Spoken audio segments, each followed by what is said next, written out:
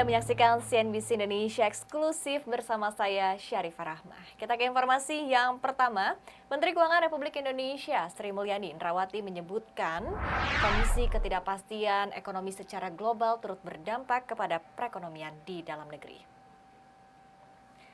Sri Mulyani menjelaskan pandemi COVID-19 belum sepenuhnya berakhir dan di sisi lain ada perang Rusia dan Ukraina yang tidak ada tanda-tanda berakhir dalam waktu dekat. Kedua kondisi tersebut menyebabkan gangguan pasokan sehingga menyebabkan kenaikan barang-barang, energi hingga pangan.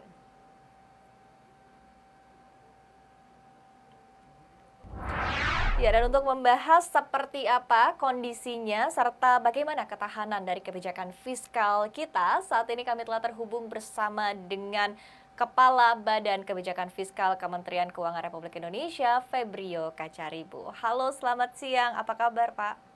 Halo Mbak Iva, baik. Apa kabarnya? Oke, kabar baik tentunya. Pak Febrio, kalau kita berkaca begitu kondisi perekonomian di sepanjang tahun 2022 ini menarik ya, karena untuk kuartal 1 2022 saja ini sudah berada di angka 5,01%. Dan tentunya kita harapkan agar perekonomian ini juga bisa semakin membaik di sepanjang tahun ini. Nah, kalau dari Anda sendiri melihatnya seperti apa Pak Febrio? Apakah ini memang sudah sesuai on track dan bahkan sudah lebih dari masa sebelum pandemi?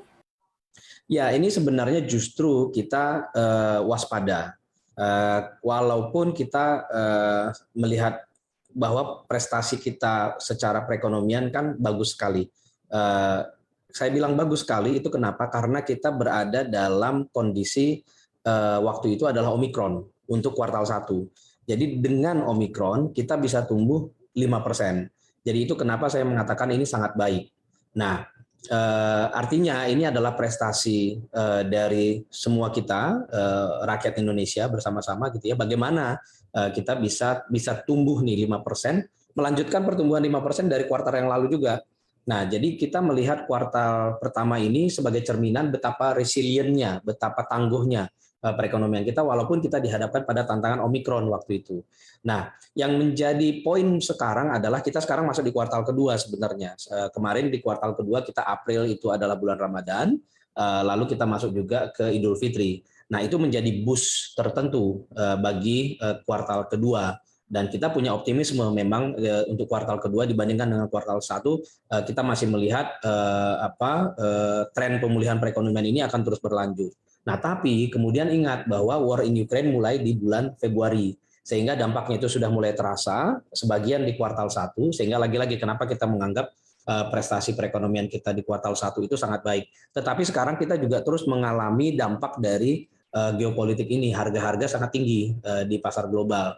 Nah, dalam konteks inilah kenapa pemerintah kemudian masuk dengan mengusulkan perubahan postur ke Banggar kemarin, di mana kita mengusulkan perubahan postur ini sehingga komponen terbesar dari perubahan itu adalah bagaimana kita mengabsorb shock yang terjadi pada perekonomian tersebut sehingga inflasi kita bisa jaga, daya beli masyarakat kita bisa jaga, dan pertumbuhan ekonominya bisa berjalan terus karena ingat lebih dari 50% adalah konsumsi dari pertumbuhan ekonomi kita. Sehingga dalam konteks kita menjaga perekonomian kita dalam konteks risiko ini dan juga menjaga daya beli masyarakat dan mendorong terus tren pemulihan ini, kita melihat kuartal kedua bisa lebih baik lagi. Jadi tetap akan di atas 5% dan tentunya ini terus harus kita kawal sampai akhir tahun. Oke, artinya tadi apalagi ada boosternya juga ya di kuartal kedua ini periode Idul Fitri dan juga mudik Lebaran begitu. Nah, tapi kalau kita lihat tadi Anda sempat singgung juga terkait dengan sentimen perang antara Rusia dan juga Ukraina. Nah, ini mungkin dari beberapa pihak sudah berupaya ya untuk menimbang-nimbang kira-kira seperti apa sih efeknya ke APBN kita. Karena di satu sisi juga ada poin positifnya di tengah kenaikan harga komoditas, kita sebagai pengekspor komoditas alam begitu. Tapi di sisi lain juga ada hal-hal yang perlu istilahnya ditambal oleh pemerintah.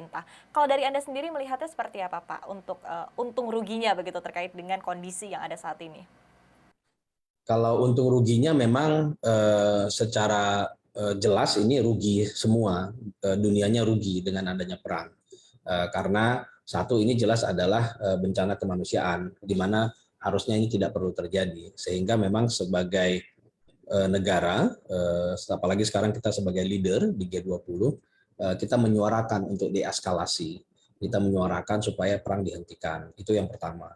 Lalu yang kedua, tentunya kita lihat dampaknya bagi Indonesia seperti apa. Kita juga akan menggunakan ini menjadi logika yang akan kita suarakan di global, bahwa Indonesia dalam konteks sekarang memang cukup mampu mengelola risiko ini, sehingga tadi saya sebutkan di awal, risikonya terhadap daya beli masyarakat kita bisa contain. Inflasi kita terakhir 3,5%. Kita akan jaga di sekitar target kita maksimum yang 4% itu. Nah, itu kita bisa lakukan karena memang kita punya tambahan penerimaan yang kita sebut sebagai windfall, di mana harga komoditas yang meningkat, batu bara harganya meningkat, CPO harganya meningkat, macam-macam harganya meningkat, sehingga penerimaan negara pun meningkat, baik dari pajak maupun non pajak.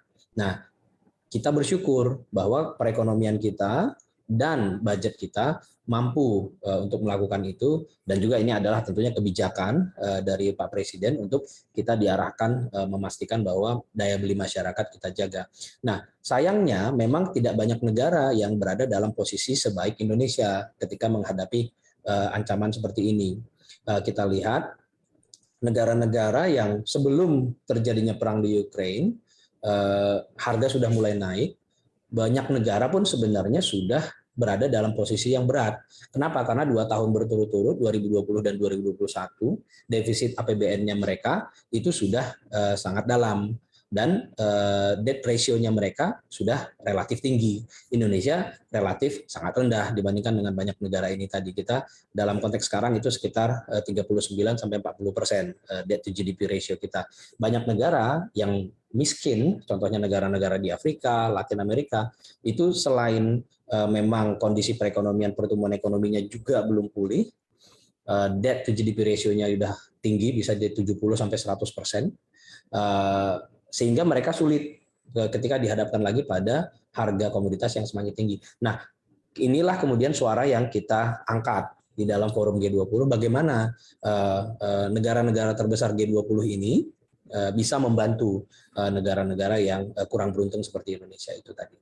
Oke, nah tadi Anda katakan juga bahwa ini sebetulnya rugi untuk berbagai pihak gitu, tapi kita juga rasakan di dalam negeri di mana sempat ada gejolak juga ya Pak ya terkait dengan harga minyak goreng, kemudian juga ini berimbas dengan aturan-aturan berlapis yang harus diterapkan oleh pemerintah begitu. Nah tapi kalau dari pemerintah sendiri melihatnya, apakah memang dibutuhkan istilahnya subsidi-subsidi baru begitu ataupun juga penganggaran baru dari APBN kita untuk menghadapi gejolak-gejolak yang kita alami di dalam negeri?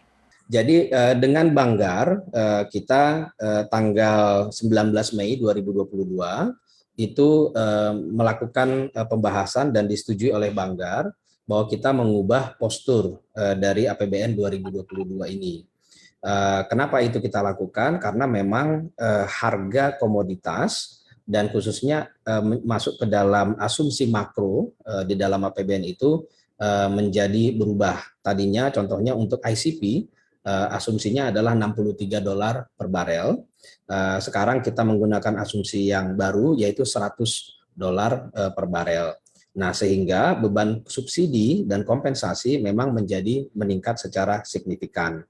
Nah, dalam konteks ini APBN itu kita masukkan ada peningkatan belanja subsidi energi sebesar 74,9 triliun, lalu kompensasi naik sebesar 275 triliun, sehingga total tambahan anggaran subsidi energi dan kompensasi adalah 350 triliun.